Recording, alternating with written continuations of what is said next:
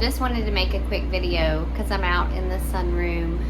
Yes, the power is still out, so you can hear the noisy generator. Aww. But I'm doing some planning in my garden, and I thought I'd share something that has worked for me over the years. Mind you, this is only year 3 for us. But when you're planning what to put where, I want to show you what I do. So I use tracing paper. And this top page is this year's garden, but it's overlaid. And if you look really closely, you can see what we did last year. So this is a rough draft of how I'm gonna lay out garden number 1.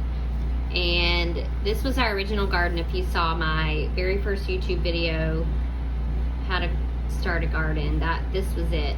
But you can see where my perennials are underneath there. So it just reminds me that I had echinacea, comfrey, and some lemon balm here, because you do forget things year after year. And you can see this was spring of last year, this was fall and winter the year before. So it just helps to have an overlay so that you can see through.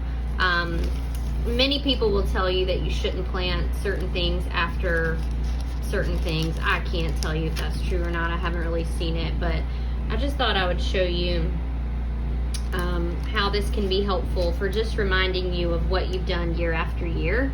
You might hear a lot of folks talk about rotating bed space. I feel like the sun's right in my face. There it is. Rotating your bed so that you don't do the same thing year after year.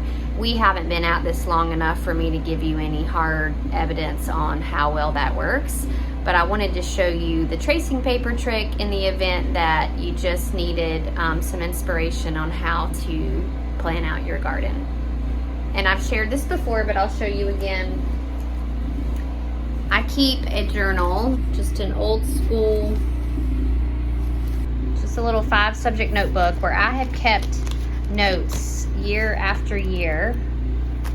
Remember, this is only year 3. But when I planted what I did on each day and what worked and what didn't. It's helpful for me to go back to reference. But this is my planning calendar for this year. This is actually wrong. I changed my last frost date. I'm going to use April 15th. So this chart does reflect that. But you can see, like today, I planted Swiss chard, tomatoes, chives, eggplant, and thyme. I actually went ahead and did my dill and my ground cherries today just because I was eager. So next week, all I will have to do is to direct sow some carrots into the green stalk, and then I'll be prepping a potato bed. We're gonna actually make a new potato bed this year outside of our fence because the deer don't seem to mind potatoes, and so I'll be planting those on March 11th. So this isn't anything pretty or fancy, but you can just see it helps me to get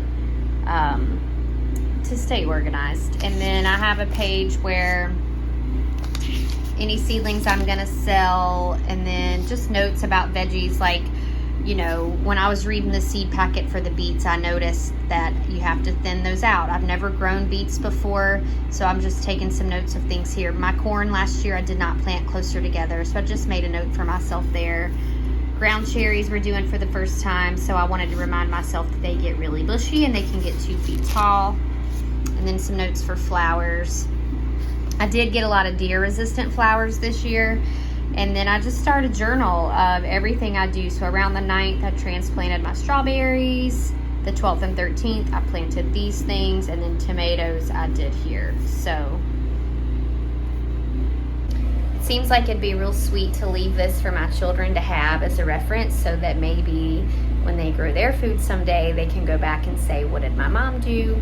And they'll have something to at least just remember or the sweet gardening memories that they saw me making. Maybe didn't help as much as I had hoped they would, but at least they'll have something at their fingertips to learn from. So that's it for today. Just wanted to share that. I'll see you next time. God bless you.